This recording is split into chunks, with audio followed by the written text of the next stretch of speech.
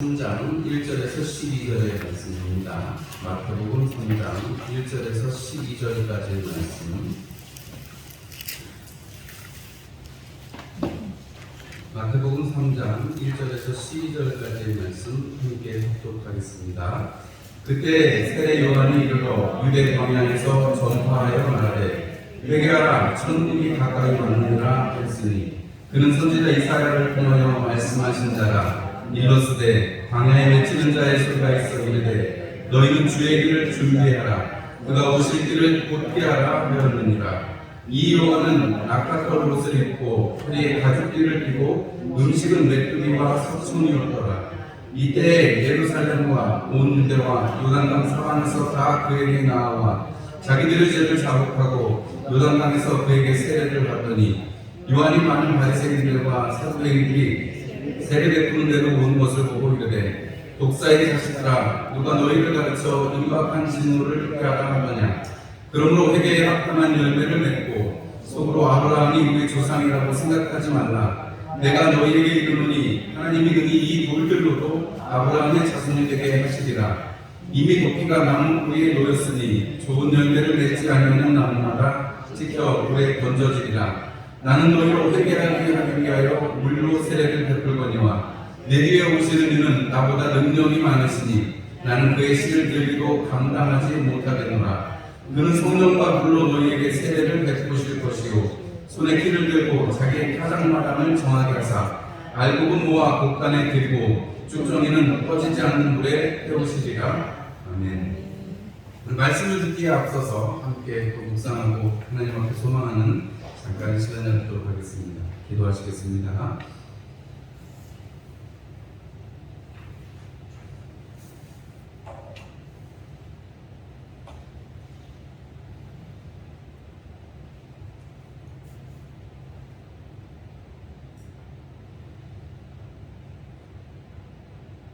아멘. 우리 옆에 있는 분들과 인사 나누시겠습니다. 반갑습니다. 사랑합니다. 축복합니다. 멀리 계신 분들하고도 인사 나누세요. 고맙습니다. 사랑합니다. 여러분, 이 어깨를 자주 이렇게 드셔야 어깨 관절에 이게 풀어집니다. 젊었을 때는 이 어깨를 쓸 일이 많은데 나이를 들으시면은 어깨를 이렇게 들이게 손 이렇게 위로 들 일이 없어가지고 50전에 이렇게 많이 생기게 돼요. 자주 만세를 불러가지고 하나님께 영광 올려드리시고 또 주님께 영광 올려드리실 뿐만 아니라 여러분들의 건강도 좀 건강해지시기를 주님의 이름으로 축원합니다. 제가 지난 일주일 동안 우리 국내에 코로나 환자 세보니까요 1,900명이 넘어요. 엄청나죠? 문자로 맨날 몇 명씩 와요. 근데 일주일 전에는 이게 총 합계를 지금까지 몇 명 생겼습니다 이렇게 하더니 며칠 전부터는 합계는 안 보내주고 몇백 명만 생겼다 이렇게 보여요. 너무 많이 생기니까 지금 최소한 5천 정도 넘거든요. 5천 정도 넘으면 우리 구역 국민이 6만 명 조금 넘는데 12분의 1이니까 뭐 10사람 중에 한 사람은 걸렸다고 해도 과언이 아닐 정도로 지금 코로나가 많이 퍼졌습니다. 사실 지금은 안 걸리는 게 이상하다 싶을 정도로 사실 그렇게 전국적으로 또 35만 명씩 나타난다니까요. 이제 조금 있으면 이제 줄어들긴 할 것 같아요. 당분간 며칠은 이렇게 많이 나타날 것 같습니다. 여러분 잘 이렇게 건강을 준비하시고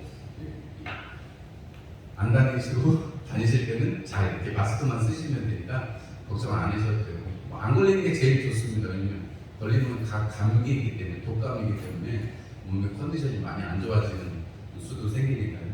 안 걸리는 게 최고고 또 은혜이기도 합니다. 또 걸리는 것도 은혜입니다. 왜냐면 고통 속에서도 하나님을 만날 수 있으니까 이르나 저르나 다 은혜긴 한데 일단은 그래도 안 걸리시는 게 몸에 좋으니까요. 왜냐면 이게 회복하는데 많이 좀 어렵다고 하더라고요. 이게 뭐 뇌세포 자체도 약간 이렇게 손상을 입힌다고 그러네요. 그러니까 안 걸리시는 게 제일 좋습니다. 저희도 애들이 셋이나 되니까 애들이 학교 가다 요즘 많이 걸리거든요. 그래가지고 애들이 조금만 컨디션이 안 좋으면 이렇게 뭐 비타민C 이런 거 먹고 약물이고 이렇게 해가지고 열이 오르는 것 같으면 내리고 이렇게 하는데 하여튼 건강하게 다들 잘 지내셨으면 좋겠습니다. 여러분, 오늘 우리 교회가 돌아오는 토요일이 19일인데요. 72주년을 맞습니다. 72주년 동안 지키신 하나님께 감사드리고 찬송드립니다. 오늘 이따 나가실 때 떡을 나눠드릴 건데요. 떡을 가져가시고 또 주변에 안 오신 분들 것도 있으면 챙겨가시면 좋겠습니다. 못 가시는 거는 저한테 맡기시면 제가 또 이렇게 신방병에서 다녀드리니까 이렇게 해주시면 되겠습니다. 광고를 벌써 드렸네요. 오늘 마태복음 3장 1절에서 12절의 말씀으로 길을 준비하고 곧게 하라, 이런 제목으로 함께 말씀을 드리려고 합니다. 세례 요한에 대한 말씀이고요. 세례 요한이 이사야의 예언된 대로 그 예언의 성취자로서 하나님의 말씀 앞에 순종한 이야기를 기록하고 있는 부분입니다.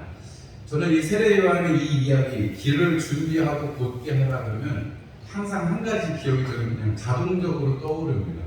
여러분들한테 한번 말씀드렸던 적도 있는 것 같아요.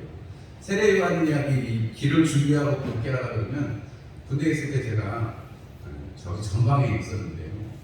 그때 김영삼 대통령이 전방 시찰을 나온다고, 새해에 대해서 전방 시찰을 나온다고, 한겨울인데 대통령님이 오시니까 길을 평탄하게 곧게 해야 된다는 거예요. 평탄화 작업을 하러 나가라는 거예요. 그때가 1월이었거든요. 철원이 얼마나 추워요. 제가 3, 4단에 백골부대에 있었는데 그 한겨울에 얼마나 추워요. 여러분, 철원 그러면 한국에서 제일 추운 데 같은 인식이 들잖아요. 그런데 여러분, 거기에 한겨울에 1월달에 나가가지고 어느 길을 무슨 수로 그거를 평탄화 작업을 하겠습니까?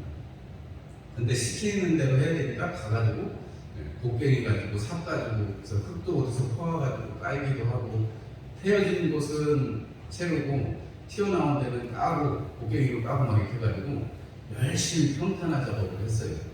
그랬더니 대통령님은 비행기를 이렇게 헬기를 이렇게 가시더라고요. 그래서 별 그닥 소용은 없었지만, 저는 하여튼 이 세례 요한 이야기, 그리고 이사야서에 나오는 이 이야기, 곧게 하라, 준비하라, 이 얘기만 들으면 그때 기억이 탁 나요. 왜냐면 저에게 그 길을 평탄하게 한다는 건 엄청 싫은 일이었는데, 엄청나게 힘든 일이었는데, 겨울에 뭐 좋은 게 뭐 있겠어요. 아니, 높은 일은 그냥 한번 지나가면 끝인데, 뭐 지금까지 우리들은 별 일도 없이 잘 짓는데 그분 한 분 때문에 나와가지고 그 한겨울에 고생을, 몇백 명이 고생을 해야 되는데 그게 옳은 일인지도 모르겠고 시키니까 하긴 했는데, 여러분, 제가 이 기억을 쭉 떠올리면서 드는 생각은, 하나님의 말씀이 선포되어지고 하나님의 일을 이루어가는데, 여러분, 우리는 지난주에도 우리가 보셨지만은 하나님의 일을 이루어가는데 사실 우리 인간의 머리를 이해하지 못하는 부분들이 분명히 있습니다. 우리가 인간의 상식적으로 생각할 때 하나님께서 꼭 굳이 이렇게까지 하셨어야 되나 싶은 일들이 분명히 있습니다. 우리 뭐 헤롯이 2살 아래 아기들을 다 죽인 것만 해도 우리가 지금의 생각을 해보면 하나님 꼭 그렇게까지 하셔야 됐나, 이런 생각이 들 정도로, 하나님 왜 그것을 그렇게 내버려 두셨나, 이런 생각이 들면 우리가 시험에 들기도 합니다. 그런데 이 세례 요한의 삶을 보면, 여러분, 우리가 시키는 대로 또 하나님의 말씀이 이루어지는 대로 살아간다는 것이 얼마나 힘든 것인지 우리는 좀 생각해 보게 되기도 하고, 세례 요한이 참 여자가 나온 이 중에 이보다 큰 사람이 없다라고 주님이 세례 요한을 칭찬하셨는데, 그 사람처럼 우리 주님 앞에 칭찬받고 싶잖아요. 맞죠, 여러분? 여러분, 여자가 낳은 자 중에 세례 요한만큼 큰 자가 없다 주님이 이렇게 칭찬하셨는데, 여기 계신 여러분 이름 한 사람 한 사람 부르시면서 너가 세상에 살 때 정말 짱! 잘했어! 이렇게 하시면 여러분 좋으시겠어요? 안 좋으시겠어요? 좋으세요? 안 좋으세요? 하나님께서 내 신앙생활, 내가 지금까지 살아온 일이 다 좋다고 말씀하시고 짱! 그러시면 얼마나 좋겠어요. 근데 여러분, 사실 그렇게 우리가 소망하면 있는데, 사실 세례 요한처럼 살으라고 그러면 좀 생각 좀 해볼게요. 이럴 수밖에 없는 삶이 사실은 세례 요한의 삶이었다는 것을 우리가 생각하면, 이 길을 준비하고 곧게 한다는 것은 사실 쉬운 일이 아닐 수도 있다라는 것이고, 이것이 다른 표현을 하면 반드시 십자가에 잇대서 살아가는 삶이어야 한다는 것을 말씀하고 있는 것입니다. 여러분, 예수님께서 오시기 전에 예수님의 이 오실 길을 준비하는 사람으로서의 세례 요한은 아주 중요한 사람인 거죠. 그러니까 복음서에 한 군데도 빼놓지 않고 세례 요한 이야기가 나옵니다. 여러분, 한 군데도 빼놓지 않고 나오는데 특별히 누가복음에는 세례 요한이 어떻게 태어났는지가 자세하게 기록이 되어 있는데, 아버지 사가랴는 제사장이었죠. 제사장이어서 직분을 따라서 제사 지내러 갔다가 전에 들어갔다가 하나님의 사자 가브리엘을 만나고 아기를 가지게 될 것이다. 그가 주님의 맡기신 일을 하게 될 것이다 라고 했을 때, 아니 나도 늙었고 우리 아내 엘리사벳도 늙었는데 그 좀 너무 하시는 거 아니에요? 이렇게 하다가 네가 믿지 않았기 때문에 네가 그때까지 아기 낳을 때까지 말을 못하게 될 것이다 해서 제사를 지내는데 안 나오고 꾸물꾸물하다가 나와서 보니까 말도 못하고 그랬는데, 사가랴가 그 후에 10달이나 있다가 아이를 낳습니다. 그 아이의 이름이 요한인데, 사람들은 그때까지 사가랴가 말을 못하고 있으니까 사람들이 이 아이의 이름을 무엇으로 지을까 하다가, 아버지가 사가랴가 이렇게 늦게라도 하나님께서 은혜를 주셨으니까 이 하나님의 은혜를 사가랴의 이름을 똑같이 붙이는 게 좋겠다 싶어서 주변 사람들이 사가랴라고 이름을 짓자 이렇게 말하니까, 그 어머니 엘리사벳이 아니라 이 아이의 이름은 요한으로 했으면 좋겠습니다. 그리고 담대하게 이렇게 이름을 정하고 있는 탁 나타나고 얘기하니까 이 사가랴에게 다시 한번 묻습니다. 그래서 사가랴가 서판을 가져오라고 해서 그 서판에다가 요한, 그래서 이 아이의 이름은 요한. 여러분, 요한의 이름 뜻이 무엇이냐면 여호와는 은혜로우시다라는 뜻이거든요. 여러분, 사가랴와 엘리사벳에게 아이가 없어서 그들이 참으로 곤고함 속에 있고 하나님의 직분을 감당하지만 잘 그렇게 자녀를 낳는 것이, 엘리사벳에게는 아들을 낳는 것이 엘리사벳에게는 큰 기쁨이고 그것이 열매인데, 그거 열매를 맺지 못하고 있는 여인에게 하나님께서 은혜를 베푸신 것. 그래서 이 두 사람이 요한이라 이름 짓고 하나님께서 그때 사가랴의 입을 풀어주셔서 말을 하게 되고 하나님을 찬송하는 것이 누가복음에 기록이 되어 있습니다. 그리고 이 세례 요한이 그 마지막에 누가복음의 3장의 마지막에 보면 빈들에 그가 거하였다라고 기록합니다. 여러분, 제사장의 역할을 감당하는 그 반차를 따라서 그 일을 감당하는 정도면, 여러분 예루살렘 성전에 들어가서 하나님 앞에 예배드리는 제사하는 그 일을 감당하는 제사장이면 여러분 그래도 어느 정도 이 삶의 레벨이 있을 거 아니에요. 그 일을 잘 감당할 수 있게끔 주변에서 도와주기도 하고 그 사람이 잘 살 수 있도록 해줄 텐데, 이 사가랴는 그렇게 살았는데, 여러분 요한은 어디에서 살았다는 거예요? 빈들에 나가서 살았대요. 그러면은 어렸을 때야 자기 집에서 자랐겠지만 조금 커서는 성인이 되어서는 12살 이후에는 아마도 들에 나가서 지내지 않았을까 싶은데요. 이 요한의 삶을 보면, 오늘 우리가 거기 4절의 말씀을 보면 낙타털 옷을 입고 허리에 가죽띠를 띠고 음식은 메뚜기와 석청이었더라 그랬습니다. 여러분, 하나님의 길을, 주님 오실 길을 준비하고 굳게 하는 사람으로서의 삶이 여러분 우리가 쉽지는 않지만, 그리고 세례 요한의 이 삶 속에서, 생활 속에서 우리가 볼 수 있는 것 한 가지는, 여러분 우리가 사치하지 않고 검소하게 살아가는 것을 성경은 말씀을 하고 있습니다.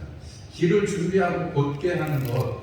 여러분, 우리가 세례 요한의 이 삶을 보면 자기 집에 거할 수 있는데, 좋은 집에 거할 수 있는데 빈들에 나가서 있고 좋은 옷을 입고 지낼 수 있는데, 제사장이니까요. 제사장 그 반차를 따라가야 되니까.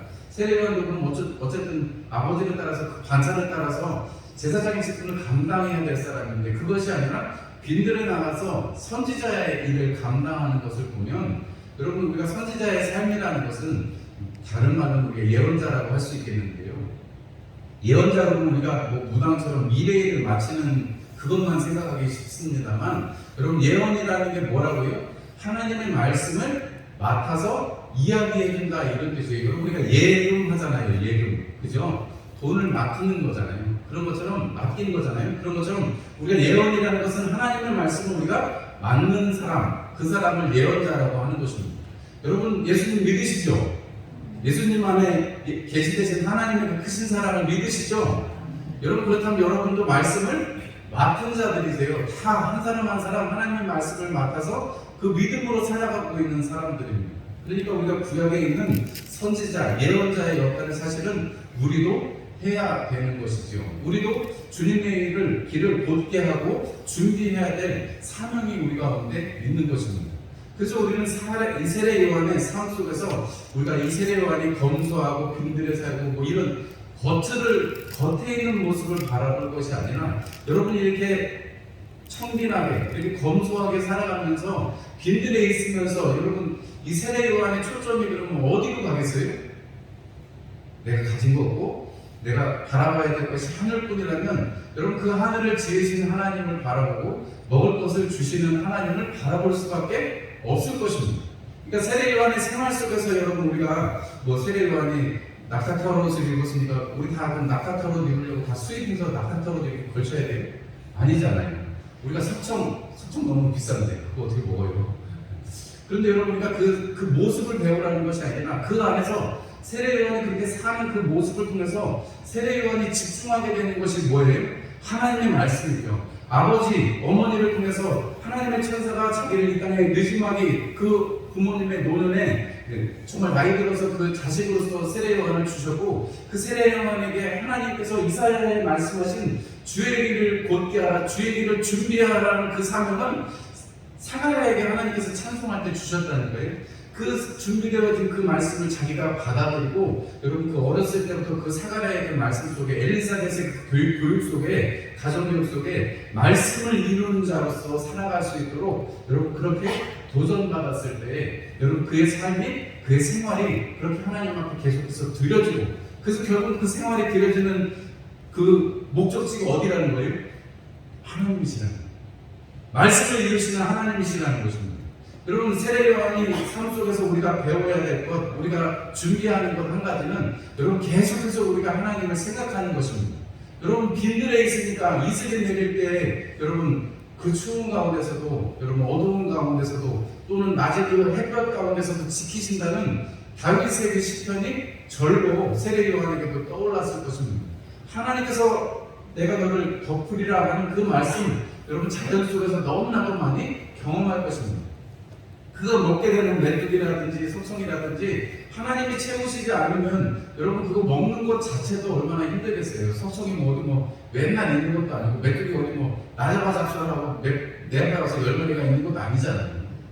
여러분 그렇게 생각을 하면 여러분 세례 요한의 이 삶 자체가 하나님의 말씀을 맡은 자로서 그리고 어렸을 때부터 그 말씀을 이루도록 교육받은 자로서 그리고 광야에 나가서 빈들에서 하나님만 주인 삼아서 사는 그 삶을 통해서 세례 요한은 계속해서 그가 스스로를 훈련하고 스스로를 단련시키고 스스로의 삶이 하나님 앞에 드려지도록 계속해서 내몰면서 계속해서 우리의 그의 눈길은 그의 마음은 항상 어디로 향했다고요? 주님께로 향했다는 거죠. 여러분 그래서 우리가 준비한다는 것은 이 세례 요한의 삶을 지금 우리에게로 가져와 본다면 여러분 이제 주님 오실 날이 멀지 않았다고 많이들 말씀하잖아요. 여러분 세계 곳곳에 그리고 여러분 지금 저 우크라이나에서 일어나는 전쟁을 한번 보세요. 여러분 얼마나 큰 전쟁이라 얼마나 많은 사람들이 죽습니까? 남의 나라 일 같지만 사실은 우리는 지금 그런 전쟁이 휴전 중에 있는 나라예요. 언제든지 전쟁이 다시 일어나도 이상하지 않은 나라입니다. 여러분 그런 가운데서도 하나님이 지키시고 여러분 여기 앉아있는 어느 분도 전쟁이 당장 일어나겠느냐 이런 생각하시죠. 언제 일어날지 우리가 모르는데도 우리 그냥 평안하게 살잖아요.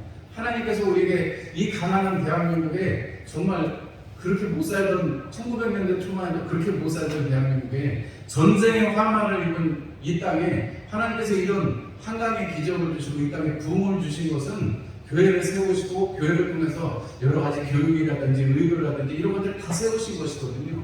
여러분 이것을 통해서 여러분 우리가 복음이 여러분 전 세계에 미국 다음으로 우리나라가 선교사들을 많이 보내고 교회가 이렇게 힘을 얻어서 여러 가지 일들을 했습니다. 물론 지금 많이 먹기도 하고 많이 줄어들기도 했습니다만 여전히 우리 가운데도 하나님께서 이 일들을 하게 하시는 것을 보면 여러분 세례 요한이 그의 삶을 통해서 하나님 앞에 집중하고 하나님께서 맡기신 일 주의 길을 준비하라는 그 사가랴의 찬송 속에서 이사야의 말씀을 계속해서 심중에 품고 있을 때 그가 그 일을 이룬 것처럼 우리도 여러분 이 땅에 살면서 이 마지막 때에 지진에 또 자연재해, 전염병에, 여러분 전쟁에 이런 여러 가지 말세의 징조들이 나타나고 있는 거짓 선지자들이 일어나고 여러분 미혹하고 있는 이때에 여러분 우리가 이 땅에서 세례 요한의 그 정신을 가지고 세례 요한의 그 주님을 집중했던 그 삶을 가지고 우리는 살아가야 된다는 것입니다.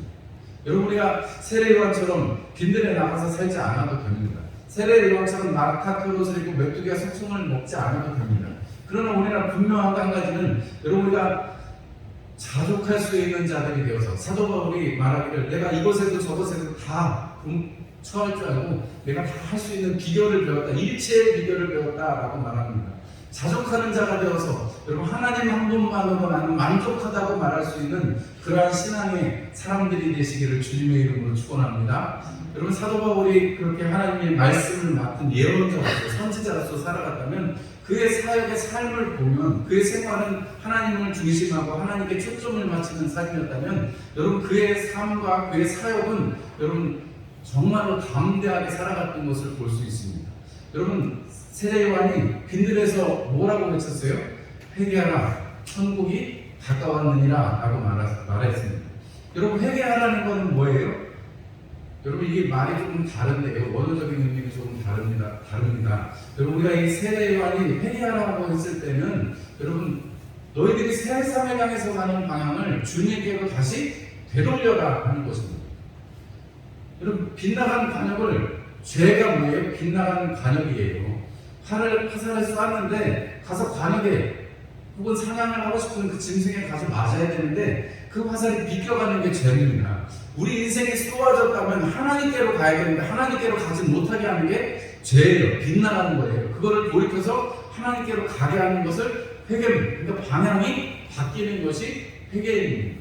근데 우리가 보통 회개합니다 할 때 그 회개는 우리의 어떤 이런 뭐라고 그래 잘못들에 대해서 하나님 앞에 돌이키는 것을 돌이킨다는 의미에서는 회개가 동일합니다만 원어적인 의미에서는 하나님 앞에 방향을 해서 하나님께로만 초점을 맞추는 것이 회개이고 여러분 우리가 기도할 때 회개의 기도한다 이거는 우리의 삶을 하나님께로 돌이키는 또 잘못을 고백하는 것을 회개라고 하는 것을 우리가 분리를 하시면 세례 요한이 선포할 때 회개하라 천국이 가까웠느니라 라고 말하는 것은 무슨 말씀이에요?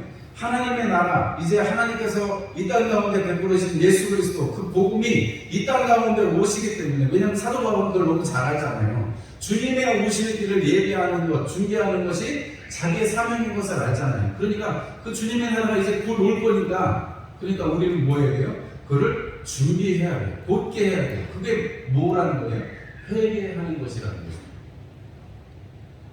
이 세례 요한이 회개하라 천국이 가까웠느니라 하면서 오늘 여기 마태복음에는 아주 강하게 바리새인과 사두개인들에게 그들에게 독사의 자식들아 하면서 너희들이 회개하라는 얘기를 굉장히 센 얘기를 하잖아요. 너희들 아브라함의 자손 아니야. 돌들이 차라리 하나님의 자손이 되겠지. 너희들 그렇게 살면 너희들 안 된다면 끝이야. 이렇게 엄청 심하게 얘기하잖아요. 여러분 독사의 자식들아 그러면 여러분 우리가 그냥 개 이렇게 XX만 해도 우리가 기분이 나쁜데 여러분 창세기의 3장에 보면 무슨 얘기가 나와요? 뱀이 나오죠. 뱀이 나와서 누굴 꼬셨어요? 하와를 꼬시고 하와가 또 거기에 넘어가지고 아담도 함께 넘어가 버렸습니다. 인간의 죄의 근원이 창세기 3장에 그 뱀의 꼬임 물론 사단입니다만은 여러분 이 독사의 자식들아 그러면 무슨 말이라는 거예요? 그냥 우리가 독사의 자식들하고 독사가 끝나는 게 아니고 이 사탄의 자식들이라고 말하는 거니까 엄청나게 이 욕 중에 욕인 거죠. 그런데 여러분 제가 만약에 강단에 서가지고 여러분 잘못하고 있습니다 그냥 이렇게만 말하는 게 아니고 이 독사의 자식들하고 그러면 여러분 좋으시겠어요? 아마 다 아실지도 모르겠습니다. 근데 여러분 세례 요한은 담대하게 그의 삶에 하나님께 초점을 맞춰주니까 여러분 그가 선포하고 그가 나누는 말씀들이 여러분 이 사두개인과 바리새인들에게 아주 담대하게 하나님의 말씀을 증거하는 것을 우리가 볼 수가 있습니다. 여러분 이 말씀 속에 우리가 분명하게 알 수 있는 것은 여러분 이 임박한 진노를 피한다는 것은 회개에 합당한 열매를 맺는 것이다 라고 말을 하는데 마태복음은 그것에 대한 이야기가 나오지 않고 있어요. 그런데 누가복음에 가면 누가복음 3장 11절에서부터 13절에 14절까지 말씀을 보면 옷 두 벌 있는 자는 옷 없는 자에게 나눠줄 것이요 먹을 것이 있는 자도 그렇게 할 것이니라 하고 세리들도 세례를 받고자 하여 와서 이르되 선생이여 우리는 무엇을 하리이까 하며 이르되 부과된 것 외에는 거두지 말라 하시고 군병들도 물어 이르되 우리는 무엇을 하리이까 하며 이르되 사람에게서 강탈하지 말며 거짓으로 고발하지 말고 금령을 족한 줄로 알라 하니라 그랬습니다. 여러분 세례요한이 회개에 합당한 열매를 맺는다는 것은 뭐냐면 오늘 우리가 나누어주는 삶이고 함께하는 삶이라는 것을 말합니다. 바리새인과 사두개인들 그리고 그 세례요한에게 세례를 받기 위해서 강연을 나왔던 수많은 사람들에게 세리들에게 군인들에게 세례요한이 제시하고 있는 삶의 모범은 여러분 주님의 오시는 그 길을 준비하고 곧게 하는 삶이라는 것은 다른 것이 아니고 맨날 막 기도원에 가가지고 막 금식을 막 20일 40일씩 해가면서 신령해지는 하얀 옷을 입고 다니고 그래서 신령해지는 그런 게 아니고 여러분 어떻게 하라는 거예요? 먹을 것은 나눠주고 두 벌옷이 있으면 한 벌옷은 없는 사람한테 줘라는 거예요. 세리들한테는 억울하게 다 걷지 말라는 거예요. 군인들한테는 빼앗지 말고 그냥 받는 금료를 족한 줄로 알으라는 거예요. 여러분 공통된 얘기가 무엇입니까? 우리의 삶에서 스스로의 삶을 잘 지키고 여러분 그 삶 지킨 것을 통해서 잘 나눠주라 이런 뜻이에요. 여러분 이게 사도 바울의 서신에 가면 사도 바울이 항상 이야기하는 부분이 있습니다. 뭐예요? 자기 자신이 스스로 경건해서 하나님의 나라를 유업으로 받을 자들이 되어라 라고 말합니다. 여러분 그 하나님의 나라를 유업으로 받고 그 다음에 어떻게 돼요? 주변에 있는 사람들과 서로 사랑하고 서로 권면하라고 다양한 표현을 들어서 사도 바울이 말씀을 하고 있는 것을 알 수가 있습니다. 결국 우리가 말씀을 받았습니다. 그럼 말씀을 받고 우리는 그냥 이 땅에서 그냥 말씀 받은 채로 있는 것이 아니라 그걸로 우리는 살아가야 돼요. 왜냐하면 구원받고 바로 하나님이 데려가시는 게 아니기 때문에 여전히 우리는 이 땅이 고난 속에 고통 속에 있는 것을 알지만 그래서 하나님의 나라를 사모하지만 하나님이 단박에 우리를 데려가지 않으시고 이 땅에 두시는 이유는 하나님의 말씀을 가지고 그 사명을 가지고 우리의 삶을 잘 건사해 주시는 그 하나님의 은혜를 힘입고 그 잘 건사된 우리의 삶을 가지고 주변과 함께 나누면서 하나님의 복음을 확산시켜가는 그 은혜를 누리게 하라고 우리에게 은혜를 주셨다는 것입니다. 여러분 이것이 세례 요한의 삶입니다. 세례 요한이 하나님만 중심을 가지고 하나님 앞에 그 말씀 받은 바를 가지고 여러분 그가 충만하게 살아갈 때 그의 삶 가운데 하나님께서 주시는 하나님께서 많은 사람들을 보내서 그 말씀에 또 그 세례에 힘입게 하시고 세례 요한을 통해서 주님 오시는 길을 예비하게 하셨습니다. 여러분 세례 요한의 우리 모습 속에서 우리가 마지막으로 한 번 더 한 가지 더 볼 것은 세례 요한이 나는 사실은 아무것도 아닙니다. 여러분 지금 사람들이 막 몰려왔어요. 바리새인과 사두개인들까지도 막 왔습니다. 막 담대하게 그냥 독사의 자식들한테 막 담대하게 말씀을 친 거예요. 여러분 거기에 은혜가 없었겠습니까? 넘치는 은혜 때문에 사람들이 광야까지 나오는 거죠. 그런데 사도 세례 요한이 거기에서 갑자기 이런 말, 나는 정말 아무것도 아니다. 나는 주님이 오실 길을 예비하는 자일 뿐이다. 나는 준비하는 자일 뿐이다 라고 말합니다. 그분이 오시면 나는 신 풀기도 감당할 수가 없다라고 말합니다. 신을 들기도 감당할 수가 없다고. 신 만지는 밖에서 손님이 오거나 주인이 오면 그 집에 제일 하찮은 종이 신발을 푸는 거예요. 샌들을 푸는 겁니다. 여러분 그런데 나는 그것만도 못하다는 거예요. 그럼 사람들이 볼 때 여러분 세례 요한의 그 모습을 보고 그 증언을 보고 하나님의 어린 양이라고 우리가 이제 또 보겠습니다만 하나님의 어린 양이라고 말하는 그 예수님이 세례받으러 나오실 때 그 모습을 볼 때 여러분 주님의 길을 단박에 예비할 수 있는 그 세례 요한이 자기의 삶을 다 던져서 하나님 앞에 그렇게 드릴 수 있는 삶이 되었다는 것을 우리는 성경을 통해서 볼 수가 있습니다. 여러분 우리가 주님 오심을 우리는 예비하고 살아가는 사람들입니다. 지난 11일 날이 여러분 유한양행 아시죠? 유한낙스 이런 거 만드는 회사 있잖아요. 지난 11일이 그 유일한 박사, 그 유한양행을 세우신 유일한 박사의 51주기예요. 75년에 돌아가셨다는데 71년에 돌아가셨다는데 여러분 유한양행이라는 이 회사가 굉장히 되게 사람들한테 감동을 주는 것이 한 가지가 뭐냐면 그 유일한 박사가 그 1900년대 초에 미국에 공부하고 와가지고 사람들을 잘 건사해야 되겠다 싶어서 이렇게 유한양행이라는 회사를 세웠는데 이분이 되게 특이한 것이 회사는 회사 종업원들의 것이다 그래가지고 우리나라에서 여러분 두 번째로 우리나라에서 첫 번째로 1939년이래요. 그때 종업원 지주제라는 것을 선택하셔가지고 주식회사를 만들고 종업원 지주제를 만들어가지고 여러분 종업원들이 우리의 사회에서는 왕입니다 이렇게 만드셨어요, 그분이. 그리고 이 회사는 회사 사람들의 것이기 때문에 내가 절대 자식들한테 물려주지 않겠다 그래가지고 여러분 지금까지도 유한연맹 직원들이 한 1900명 정도 되는데요. 지금까지도 그 중에 유일한 그 박사, 그 창립자의 그 어떤 친척 어떤 한 사람도 그 회사에 없다는 거예요. 그래서 여러분 그 회사가 지금도 큰 어려움 없이 뭐 흔들림 없이 계속해서 좋은 일들을 하고 저기 부천 쪽에 가면은 학교도 있잖아요. 이 유한 전문대학교 있잖아요. 그런 회사들을 그런 학교들을 세우고 여러 가지 이 일들을 착한 일들을 할 수 있는 데는 그렇게 창립자의 정신이 있었기 때문에 그렇습니다. 그런데 여러분 미국의 여러 학자들이 연구하는 바에 따르면 성공하는 기업, 계속해서 유지되는 기업의 특징은 그 창립자의 정신이 계속해서 잘 구현되는, 창립자가 가지고 있던 생각, 이념 이런 것이 잘 구현되는 회사는 계속해서 유지가 되고 발전하고 번창하더라 이런 연구를 해놓은 게 있어요. 여러분 그런 의미에서 본다 그러면 유한양이라는 인사는 딱이죠. 뭐 그분이 뭐 신앙을 가졌는지 어쩐지는 제가 모르겠습니다만은 여러분 분명한 것은 그 창립자 유일한 박사의 그 생각과 그 이념을 지금도 실천하고 지금도 평상원부터 시작해가지고 승진해서 사장이 될 수 있는 꿈을 가질 수 있는 회사 여러분 그리고 그 이념을 따라서 학생들이 교육받을 수 있는 그런 곳이라면 여러분 얼마나 좋을까요? 여러분 우리가 세례 요한이 이렇게 자기가 하나님께로부터 받은 말씀 어머니와 아버지에게로부터 받은 그 말씀 그리고 선지자 이사야로부터 온 그 말씀을 가지고 자기가 주의 길을 준비하고 곧게 하는 사람으로서의 삶을 살아갈 때 여러분 우리는 지금 이 땅에 지금 이 시대에 이 시점에 우리는 다시 한번 이 세례 요한의 말씀을 우리의 것으로 바꾸어야 될 줄 압니다. 여러분 성경을 펴셨으면 3절 말씀을 같이 한번 읽어보겠습니다. 3절 말씀이에요. 시작. 저는 선지자 이사야를 통하여 말씀하신 자라 일러스되 광야에 맺히는 자의 소리가 있어 가로되 너희는 주의 길을 준비하라 그의 오실 길을 곧게 하라 하였느니라. 아멘. 여러분 이 말씀 우리가 오늘날을 바꾸자면 이렇게 한번 바꿔볼게요. 우리는 복음을 통하여 말씀을 이루는 자들이라. 일렀을 때 세상에 나가 선포하여 이르되 주 예수 그리스도로 말미암아 하나님의 사랑을 힘입고 이웃을 사랑하는 주님의 제자가 되어 다시 오시는 주님의 신부가 되라 하였느니라.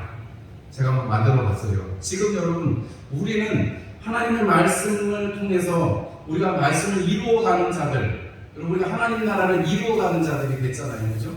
하나님 나라의 다스림 속에서 하나님 나라 주권은 하나님의 주권을 인정하고 하나님 나라의 백성으로 하나님의 삶에 가치 있는 자녀들로 살아가고 있습니다. 여러분 그것이 말씀을 이루는 것입니다. 어디 큰 거 막 믿음의 일들 큰 도전을 하지 않아도 여러분 우리가 살아가고 이렇게 예배하는 것 자체가 하나님의 말씀을 이루어가는 것입니다. 여러분 이것은 우리에게 말씀의 선포를 하는 주님의 제자가 되는 것을 마태복음 28장에 너희는 나가서 여러분 제자를 삼아라 이렇게 말씀하잖아요. 여러분 그 일에 우리가 함께하고 있는 것입니다. 하나님의 사랑을 우리가 힘입고 그 사랑으로 우리가 이웃을 사랑하고 그리고 우리가 다시 오실 주님의 그 일들을 신부로서 준비하고 있는 것. 여러분 그것이 우리에게 이 땅 가운데 주어진 삶의 사명인 줄을 압니다. 인생은 다 준비하면서 살아가는 삶의 연속입니다. 애기 낳기 전에도 임신하기 전에 준비한다고 그러죠. 애기 딱 가지고 있으면 애기 내놓을 때 뭐 출산 준비물 해가지고 이것저것 다 준비하고 뭐 병원도 알아보고 해야 되죠. 애 나오면 끝이에요? 아니죠. 차라리 있을 때가 좋다 그러는데 애들 키워가지고 여러분 졸업시켜가지고 취직시켜가지고 시집장가 보내야 되죠. 그 다음에 또 지치자고 해야죠. 여러분 사실은 다 준비의 연속이고 그 아이 자체로서도 대학 가려면 대학 시험 준비해야죠. 회사 가려면 회사 준비해야죠. 여러분 회사 들어가기만 하면 회사에서 승진해야 되니까 승진 준비도 해야죠. 집 살려면 적금 부어가지고 예금 부어가지고 준비해야죠. 여러분 다 준비하는 일의 연속입니다. 그런데 여러분 사실 우리가 육신에 대해서 준비하는 것은 잘 준비하지만 영적인 준비는 여러분 우리가 하지 않으면 세례 요한처럼 우리의 삶을 다 잡고 우리의 초점을 다 잡고 하나님께서 맡기신 말씀대로 살아가지 않는다 그러면 여러분 우리는 주님의 오심을 준비하는 이 신부가 될 수가 없다는 것입니다. 여러분 아무쪼록 주님께서 주시는 지혜로 말미암아서 여러분들이 주님의 길을 준비하고 곧게 하는 세례 요한과 같이 여러분들 주님의 신부로 이 한 주간도 나는 무엇을 준비할 것인가, 내가 주님을 어떻게 기쁘시게 해드릴 것인가를 연구하고 또 기도하시고 또 그렇게 살아내시는 저와 여러분들이 되시기를 주의 이름으로 축원합니다. 우리 함께 찬송 드리겠습니다. 찬송 347장 찬송 드리겠습니다.